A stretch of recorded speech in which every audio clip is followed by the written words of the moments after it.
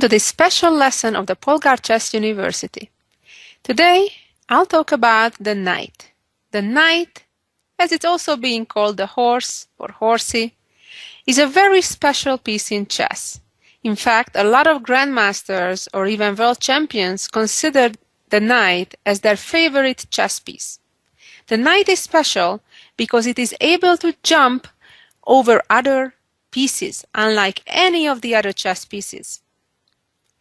Now let's talk about the special good things about the knight. The knight, unlike the bishop, which has the same value as the knight, 3 points, is restricted to the color that it starts on. However, the knight can jump to both light and dark squares. In fact, it constantly alternates.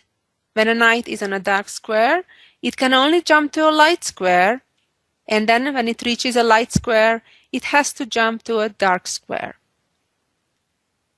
The knight is also a great attacking piece. Another thing we need to know about the knight, that it's best located in the center in one of these 4 squares. The knight usually is much more powerful being in one of those squares than if it would be in the corner or in the edge of the board. Let's see a few examples to start with how powerful a knight can be, in this case, compared to a bishop.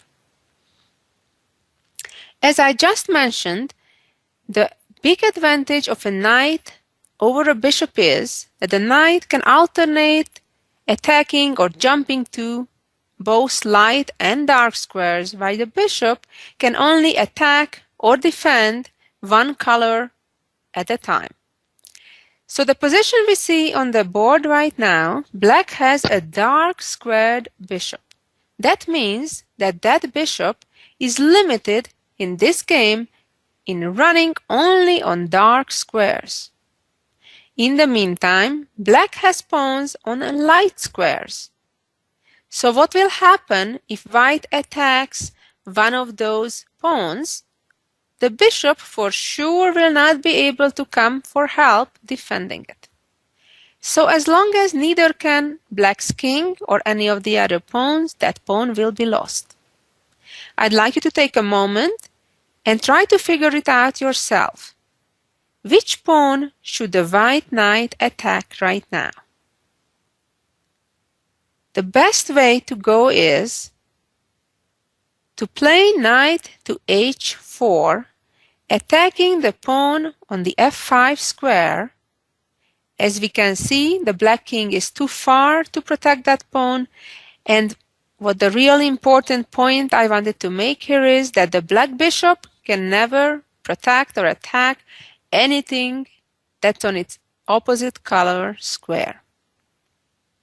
In this case, black's pawn is lost, white will be a pawn ahead, and then white will have excellent chances to win.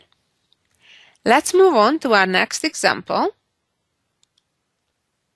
Here we are, a similar example for the same theme.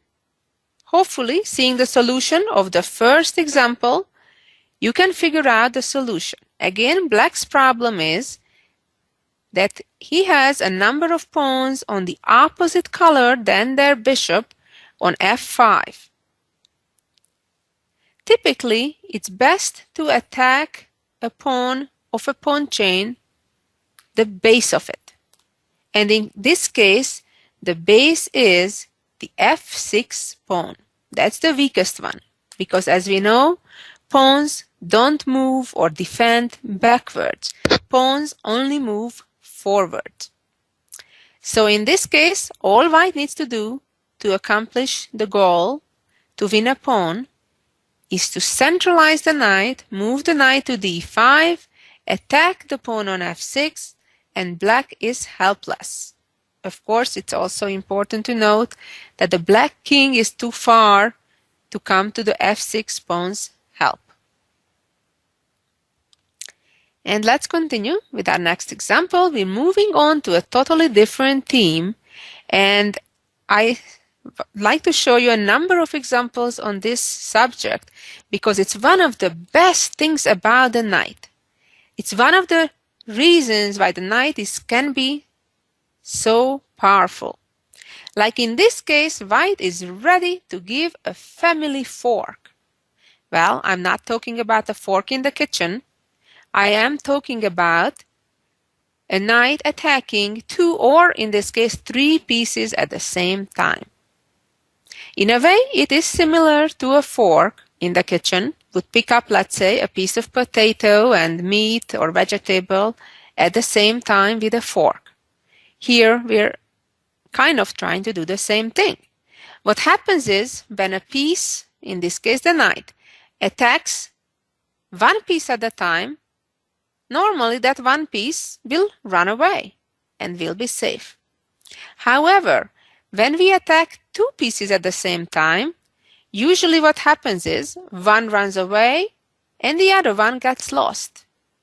Therefore, forks are an extremely powerful tactical tools to win material. And the knight is the best piece to accomplish that. In the position we see on the board, black is much ahead in material at the moment because black has a queen while white doesn't. So what's the move? What's the move that attacks more than 1 piece at the same time? Well, that very efficient move is moving the knight to d5 and check. The black king is in check. It's very important to notice that because otherwise the black queen would be able to capture the pawn on b2 and checkmate himself. Therefore, in this position, it's very important that it's a check, and when we are giving a check, we definitely restrict our opponent's choices. Black needs to get out of check. As we discussed in some of the earlier lessons, at times there may be different ways to get out of a check other than moving the king. In this case, there isn't. In this case, the black king must move out of the attack, and then white can choose to capture one of the hanging pieces. For example, the black king moves to c6, and now the white knight is free to capture the rook on b4 with a check, or the queen on f6. Which one should be captured? Well, that should not be a very difficult question. As we know, a queen is worth 9 points, while a rook only 5. Typically, you'd want to capture the more valuable piece of your opponent's if you can. Don't get misled by the fact that capturing the rook would be a check.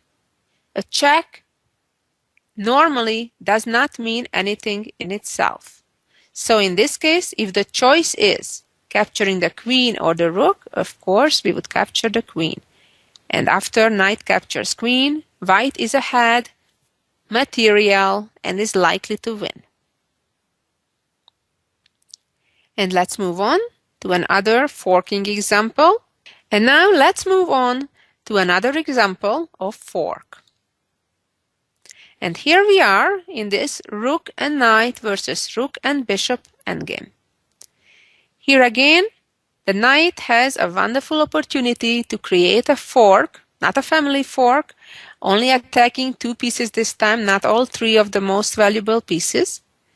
And the solution is moving the knight to c6. Again, giving a check to the king, not leaving black time to move the rook out of danger's way.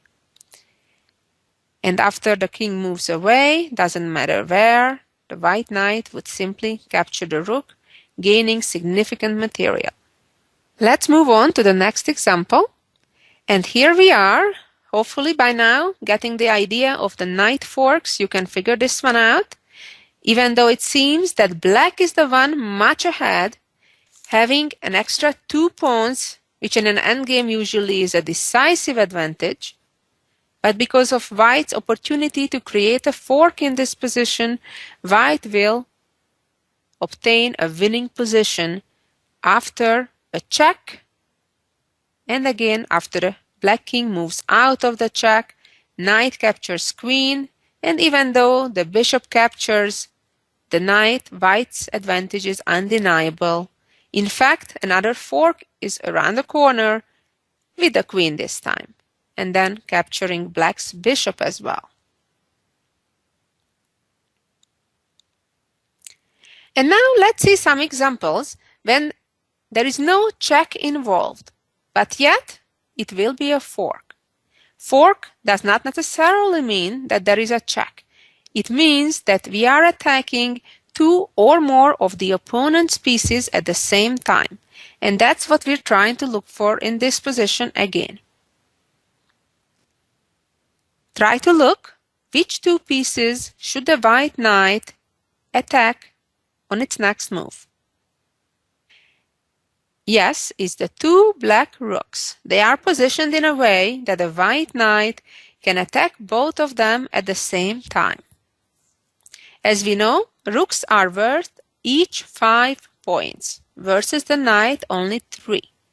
So therefore, even if one of the rooks defends the other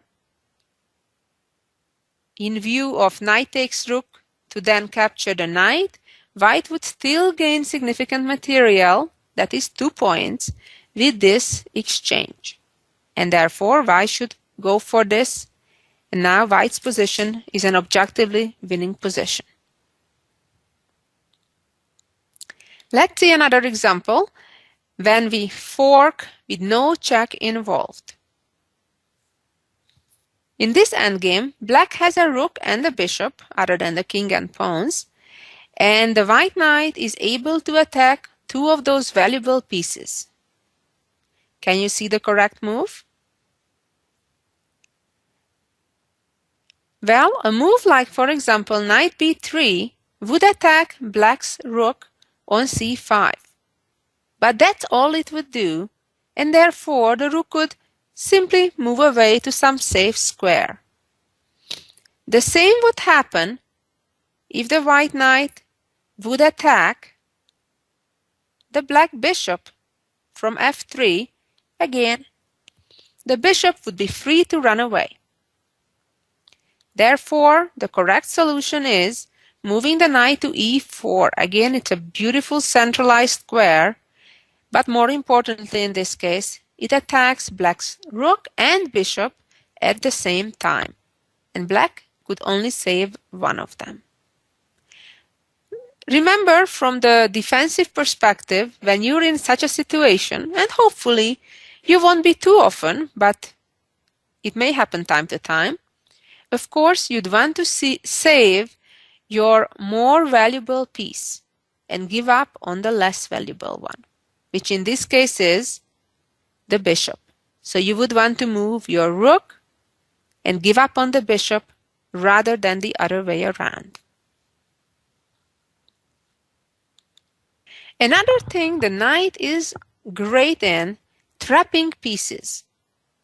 This is a very typical idea, because this is pretty much how any chess game starts, with the rook in the corner and the knight next to it and the pawns on their initial squares. So if you look at black's queen side, this is a very typical scenario. And as we see, white has beautifully centralized his knight on d5. Because black is so undeveloped, it gives white the opportunity to trap the rook in the corner. And look at that. The knight jumps to c7, attacking black's rook, and the rook is surrounded by all of his own pieces and therefore is stuck, cannot run away.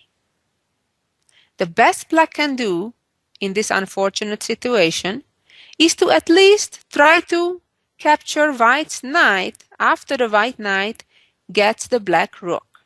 The best way to accomplish that is moving the knight out and connect the two rooks on the 8th rank. So after knight takes rook takes knight, and that would minimize the damage. Nevertheless, white would have gained an exchange. It's called gaining an exchange. When we gain giving up a knight or a bishop for a rook, that's called an exchange, just like the word exchanging something. But this is a 2-point gain for white. Of course, it should not be mixed up with moving to b6 with the knight, which seemingly also traps the rook, because the knight would move into danger. We would not want that to happen. And of course, giving a check, it's a typical example that giving a check does not do any good to us.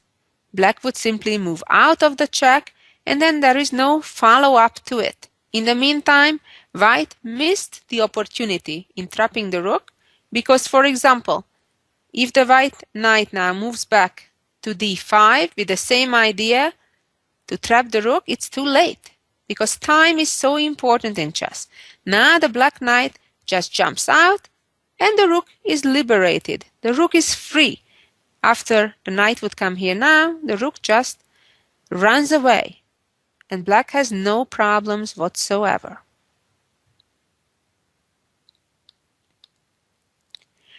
And here is another example when things are even worse for black. If you look carefully, the black queen is surrounded by his own pieces. Again, this is a very typical scenario because the black bishop on c8, the queen on d8, and the king on e8 are still in their initial position. What's important about this situation is that black already is missing his pawn from f7. Therefore, the e6 square is not protected by a pawn. There is no pawn on f7 that would protect that crucial e6 square, giving white the opportunity to jump there with the knight and trap the queen. Make sure you avoid something like that if you're playing with the black pieces. And of course, look for it if you're on the white side of the game. Now I'd like to tell you about some of the things you need to be careful about the knight. As I mentioned over and over, the knight usually is ideally located in the middle of the board and is not so fortunate when it's in the corner or on the edge of the board. This is a perfect example to demonstrate that. While the knight at the moment on h5 is attacking black's pawn on g7, in reality, after black defends that pawn on g7, the bishop will restrict the knight's mobility. The knight is not able to go to any square without being captured. And for example, after the white king getting closer to the action, black would simply attack the knight on h5 and trap it. Of course, after winning that knight, black's position is winning. Let's move on to the next position. I'd like to show you a few opening moves of how to develop with the knight and how not to. f3 is a great square for the knight typically because it attacks two of the center squares on d4 and e5, in fact the pawn on e5 in this case, forcing black to defend one way or another. And after the next developing move, black developed his knight to h6. That's not something to follow. In most cases, it's not a good idea to put a knight on the edge of the board, which you would consider the A file or the H file. After white castled, putting the king into safety, black developed, and white again develops the knight correctly, controlling two of the other center squares. This is another move that I see so often in scholastic tournaments where beginner or not very experienced players want to start an attack early, and bringing a knight to g4, trying to be near the opponent's king. In reality, it's rarely good to start such an early attack without having all the pieces developed and another piece assisting the knight. Typically, in such cases, white would just chase that knight back and black would end up in just wasting time. This is certainly something not to do as black. And now let's see some examples of how the knight can be used to actually checkmate. One of the most famous and beautiful examples of that is the famous smothered mate. Well, we had some examples of something similar a little while ago when I was showing you how the rook was trapped in the corner because it was surrounded by all of his own pieces, or the queen. And in this case, the king is surrounded by his own rook and 2 pawns. And here is how we take advantage of it, by checkmate, knight f7, a very beautiful one. And let's see another example of how the bishop and the knight can work together to create a pretty checkmate idea. We can notice that the black king has no legal moves, partly because his own rook and pawns on f7 and h7 take away any of the escape squares, and the remaining ones the white bishop is controlling. So all we need to do is attack the king, and the king will be checkmated. Obviously, to attack the king, it has to be a direct attack, at least a check. And then we need to look around. Is there any other piece of the opponent that may capture our piece? With knight checks, we do not need to look for blocking a check, because a knight check can never ever be blocked. So either the king can run away from a check from a knight, or there may be a possibility the knight being captured by one of the other pieces. And that would be the case if white would try to bring the knight to h6, attempting to checkmate, but in reality this would only be a check, and the bishop would just hit it. The correct answer is doing the same from the other side. This is checkmate. Let's compare this with the following position. When on the other hand, knight e7 would not do the job because the bishop captures, but knight h6 does the checkmate. In this case, there are some other pieces. White has a rook and a knight and a pawn working nicely together. Black has a significant material advantage, having a queen. But since it's white to move, white can checkmate. Not from here, because then the pawn would capture the knight. Always look out for danger if it's safe to move to a certain square, or will you be captured? The right direction is to go to g8. And again, the black king has no escape. At any time, feel free to pause this lesson and make sure you understand why it's a checkmate. And let's move on to the next example. In this position, the knight is not the one that gives the checkmate, but it's a major assistant. Here we'll see a collaboration between the knight and the queen.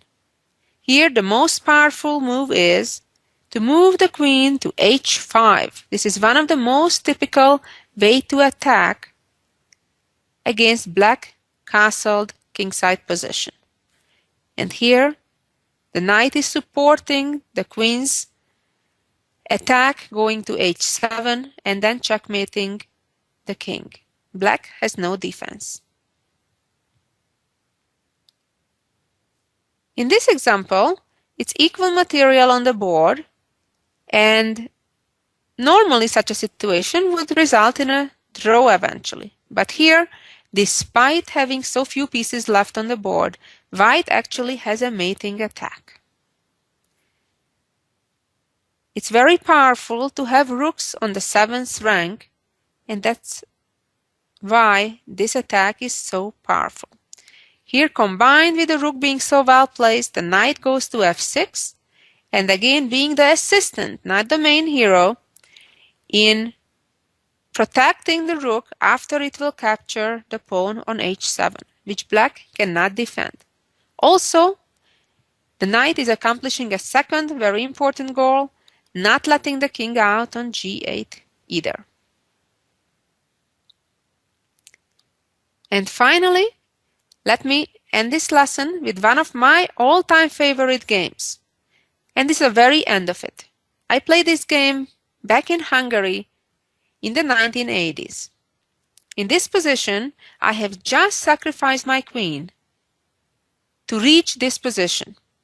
And my final move was centralizing my knight and creating a deadly checkmate threat.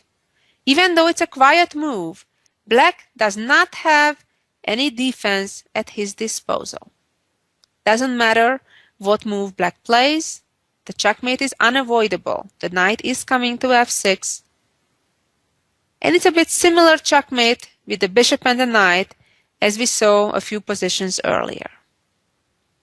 Well, I hope after this lesson you know a whole lot more about the knight, how it should be used, where you should usually try not to put it, that is on the edge of the board. Good luck in using your knight in your game. Thank you for listening. Until next week, so long.